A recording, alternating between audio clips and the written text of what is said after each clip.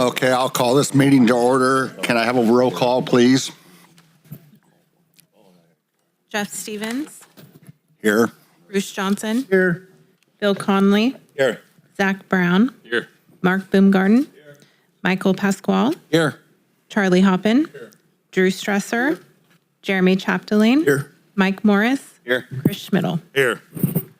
Mark, would you like to lead us in the pledge? Salute and pledge. I pledge allegiance to the flag of the United States of America and to the republic for which it stands, one nation, under God, indivisible, with liberty and justice for all. Thank you. Green, man. Thank you. That's just in case we didn't bring our readers, right? Oh, okay. Persons wishing to address the board during consideration of matters listed on the agenda will be allowed to do so. Testimony should always begin with the speaker giving his or her name and place of residence. Requests for assistance, listening devices, or other accommodations such as interpretive services should be made through the Sutter Butte Flood Control Agency office at the number. Requests should be made at least 72 hours prior to the meeting. Later requests will be accommodated. Oh, I was reading the wrong part. Okay. Members of the public will be allowed to address the Sutter County flood. Same thing as I just read, I think. Do we have any members wishing to address the, no, okay. Consent calendars. Any motions to accept the consent calendar? Make the motion to. Okay. Okay, we have a motion and a second. All in favor? Aye. Oppose? All right. Now, we'll move on to informational and possible approval of items. Mike.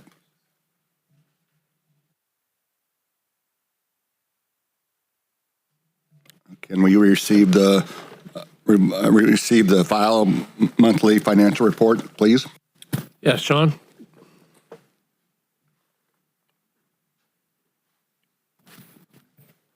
Good afternoon. So this report covers through January, end of January financials. As you may all know, we've been trying to get caught up based on Yuba City's reporting, which we reconcile with their reports each month. Next month, we intend to be fully caught up with presenting February and March financials. So ending working capital for the month was $18,800,000 with about $19.8 million pending. With revenues, we received, in the month of January, we wound up receiving both our major assessment, big bulk of the assessment revenue for the year from Sutter County, $750,000 we applied to the operating fund, and the remainder of it sits in the capital fund with about $6.9 million in total received through the end of January and about $10.4 million to date. So that difference of about $3.5 million is best reflected here. It's entirely in state payments that we're anticipating, that $3.5 million, and it's more or less broken down on the right-hand side amongst various grants in which we had submitted reimbursement packages and expecting payment in the near future. Expenditures to date were about $9.1 million, or to date through January 31st, were about $9.1 million. A bulk of those expenditures were for the FERLIP project for the fiscal year and various OWA projects, including Robinson's Riffle and Thermalito. Financing, so we made our debt service payment for April. The next debt service payment is due in October, and that will also reflect our 2025 refinancing efforts. And broken down here with $250,900 for the 2013 issue, remaining on the 2013 issue, the 2015 issue about $240,000, and the bulk of it being under that refinancing effort, about $4.5 million. So going forward, we've got closeout on, oh, that was weird. got closeout on on some various projects. RFMP 4, while 5 is still ongoing. CNRA, we've closed out when we're just expecting a retention release payment for roughly 400 and some odd thousand. And then with,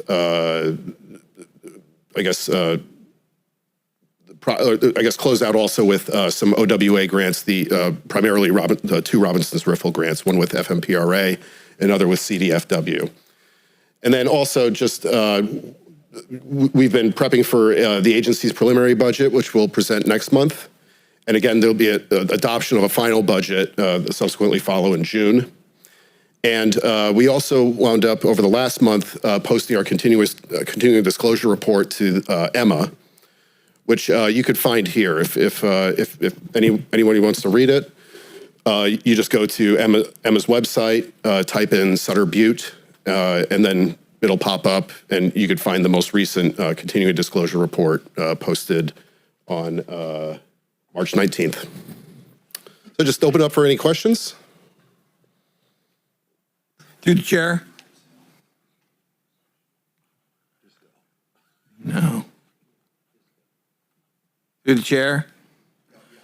Is there an ad hoc finance committee on this board at all, or do you just build your own and then it comes to the board? Yes, there's no ad hoc committee, and we just present Reason monthly. for that? I couldn't tell you. Seth would have a better answer if. Yeah, we used to have a finance ad hoc. It wasn't all that well attended, and we just felt like we gave detailed briefings every month at the board meetings, and and we're an open book. So if there's any member of the board or the public who wants more information, we're totally open to that. All right. Yep. I just wondered, it seemed a little odd to me with these kinds of numbers that you don't have an ad hoc. But that's fine if you've been operating that way. Yep. Thank you. You're welcome. Thank you. Is there any other questions?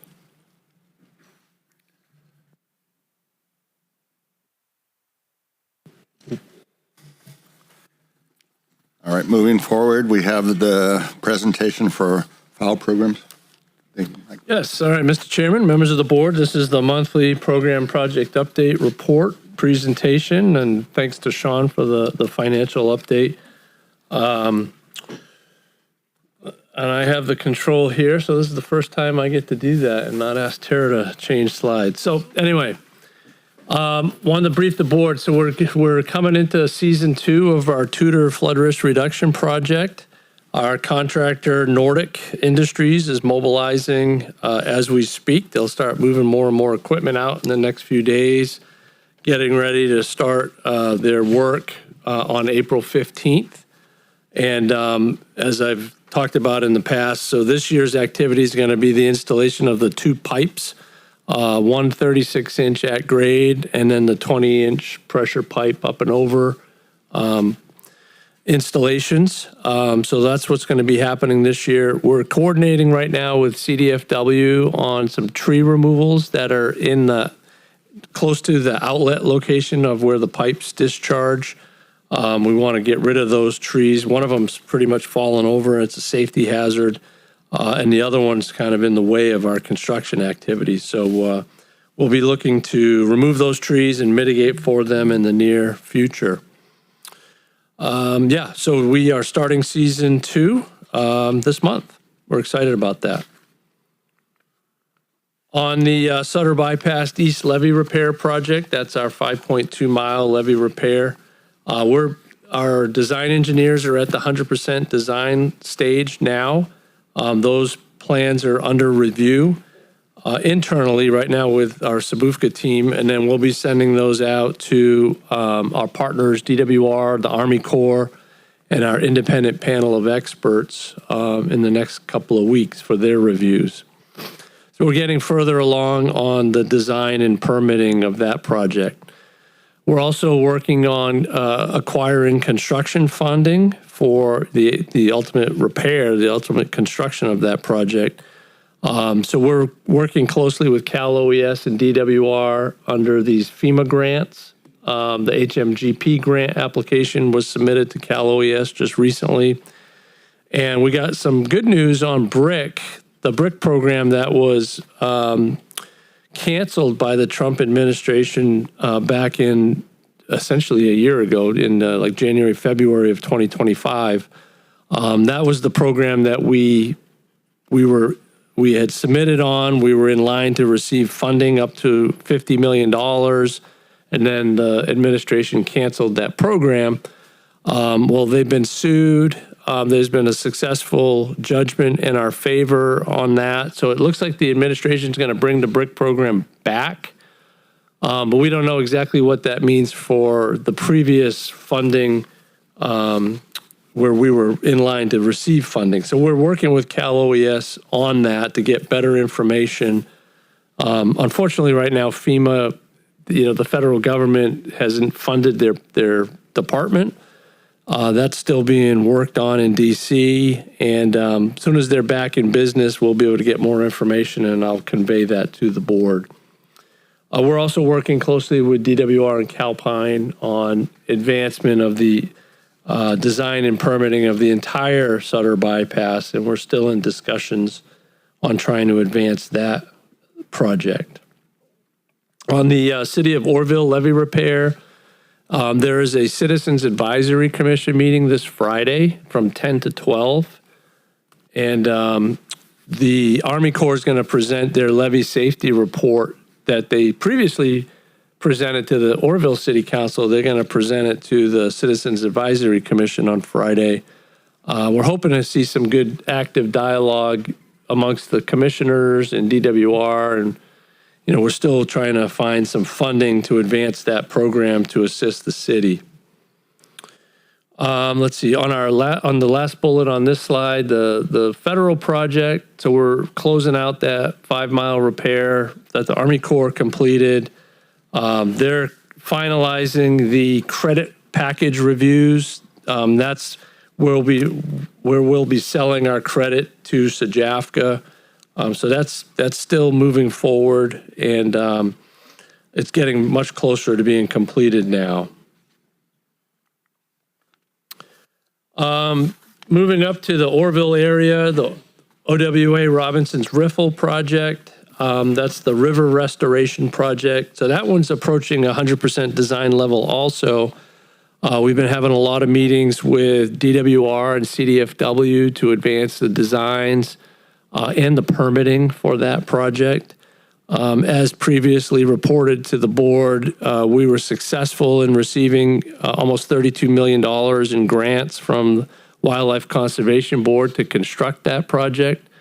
We'll be looking to go out to bid later this year, awarding a construction contract and being in construction next year. So that's the planning and timeline for that project. On the Thermalito Afterbay Boat Ramp and Campground project, that project is advancing towards construction. We're working closely with DWR to acquire the FERC approval, the Federal Energy Regulatory Commission approval for the project, so that we can award our construction contract to R&R Horn. And we're hoping to be able to do that later this month or early May so that we can mobilize and get the contractor out there to begin the construction of that project for this summer. And we'll look to do a groundbreaking ceremony in May at some point. So when I have a better sense of where FERC is in their approval process, we'll start setting that up and trying to get that in place for probably middle of May sometime. All right, so April is always end of flood season here in the Central Valley. We haven't had that much to worry about this year. Unfortunately, our snowpack has pretty much dissolved. There's not much left. It looks like DWR is conserving as much water in the reservoirs now, and we'll just be releasing enough for irrigation and environmental purposes. So I don't think we're going to see any forms of high river stages at all the rest of the year. There's a little precipitation coming in at the end of this week, but essentially nothing to speak about. So this will be my last time reporting on flood season for this year. Some upcoming meetings that I wanted the board to be aware of. So we're still coordinating closely. Sutter County is updating their hazard mitigation plan. We are a participant in that plan so that we have to put our projects in there. So if we were ever to go after federal disaster funding and that type of thing, grant funding, we need to have our projects identified in that plan. So we're coordinating in that process. It's a 5-year update, and we also do that with Butte County as well. We continue to have meetings with DWR and Mid and Upper Sac Region Group. Our next meeting is on the 17th of this month. That's where we're talking to DWR about our Sutter bypass levee repairs, trying to convince DWR to fund the remainder of the bypass repairs to get in design and permitting so we can be shovel ready for whatever type of funding sources we identify that are out there in the future and we can go after. Because if you're shovel ready, you have design plans, you're ready to bid it, you have all your permits, you're much more successful at competing for grant funding. So that's what we're looking to achieve there. The Central Valley Flood Protection Board also wants to do a workshop, like a regional workshop, to discuss Sutter bypass and surrounding areas. So we're coordinating that with the board. They were talking about holding one in May, but we're not sure if that's going to happen.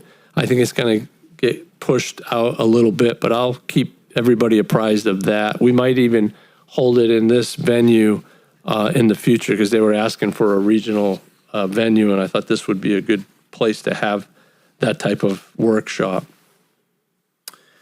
Also, I'll be participating in the 2026 Cap to Cap trip to Washington, D.C. I'm part of the flood team, and I have been for many years now, and certain members of this board are going to be in attendance also. So that's where we'll be, we go out and advocate for funding for the region. We've looked for funding for our program, and one of the key meetings we're looking to set up is with FEMA to talk about our BRIC program funding.